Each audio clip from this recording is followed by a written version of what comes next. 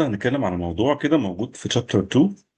في آخر الشابتر خالص، وبالتالي هو ساعات بيتنسى شوية. هنتكلم على موضوع الجاسترو انتستينال هرمونز.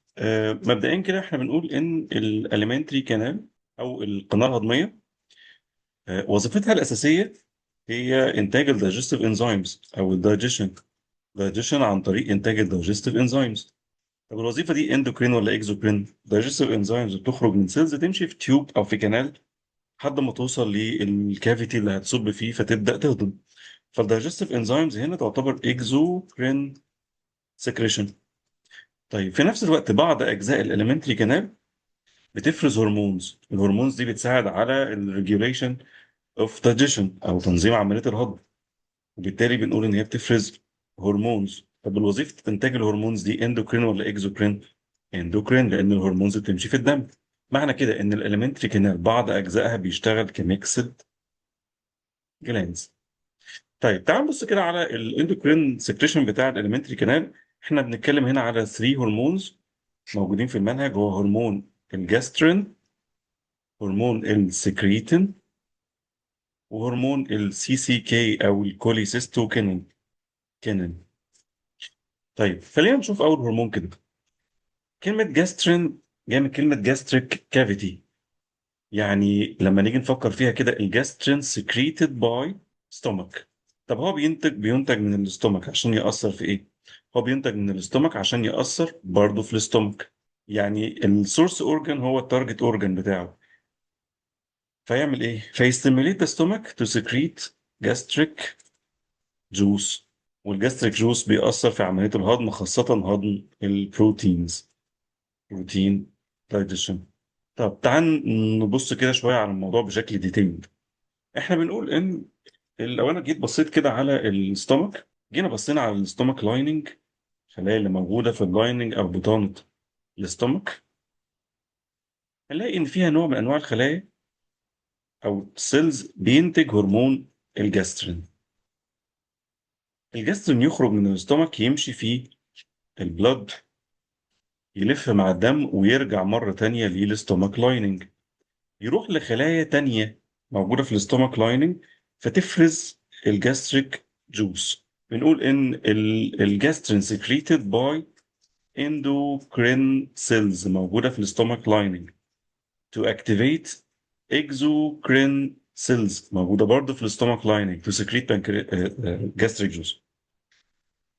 إذا لو أنا قلت لك هرمون بيفرز من مكان عشان يأثر في نفس المكان، الجاسترين، بس هل الجاسترين بيأثر في نفس نوع السيلز اللي أنتجته؟ لا، هو بيأثر في نوع تاني من الخلايا موجودة برضه في الستومك لايننج. تمام؟ طيب ده بالنسبة للجاسترين. طيب نشوف الهرمونين التانيين. في عندنا هرمون السكريتين والكورتيستوكينين، والاثنين دول سكريتد باي ديودينم ميوكاس ممبرين لايننج. ده ديودينم عشان ينشطوا البنكرياس فيفرز البنكرياتيك جوس. وفي نفس الوقت الكورتيستوكينين لوحده بيأثر برضو على الجول بلادر تو ريليز بايل جوس، او بيأثر على الليفر تو ريليز بايل جوس. طب تعالى نبص على الموضوع ده. بعد الاستومك في الديودنم او بدايه الانتستين، انت عندك الميوكس ممبرين لايننج ذا ديودنم موجود اهو، البطانه الداخليه بتاعه الديودنم.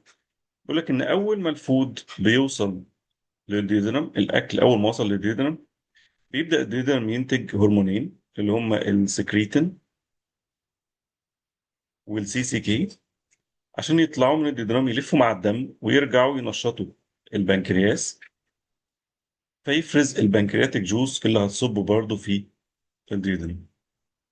جميل. السي سي كي لوحده او البروستاجلاندين بينشط او بيستيميوليت الجول بلادر عشان تعمل كونتراكشن وتريليز البايل جوز في الديودنم. لو انت افتكرت بقى اربط المعلومات ببعض هتلاقي ان السكريتين هو الهرمون اللي ستارلينج اكتشفه في بداية الشابتر خالص. لما ستارلينج قال ايه؟ ستارلينج قال ان البنكرياس secrete the pancreatic juice once the food arrives to the duodenum. اول ما الاكل يوصل للديودنم تلاقي البنكرياس افرز البنكرياتيك جوز، وده كان نتيجة stimulation by secretin هرمون اللي هو كان بينتجه الديودنم. تمام. طيب لو انت حبيت تسأل كده، ايه هو الستيمولس that makes the stomach او the duodenum secrete their hormones؟ ايه اللي يخلي الاستومك تنتج هرمون الجاسترين، او ايه اللي يخلي الديودرم ينتج هرمون السكريتين والكوليسيستوكينين؟ فكر كده هتلاقي ان اول ما الاكل بيوصل للمكان، المكان ده بينتج الهرمون. يعني once the food arrives to the duodenum، الديودرم بينتج السكريتين والكوليسيستوكينين.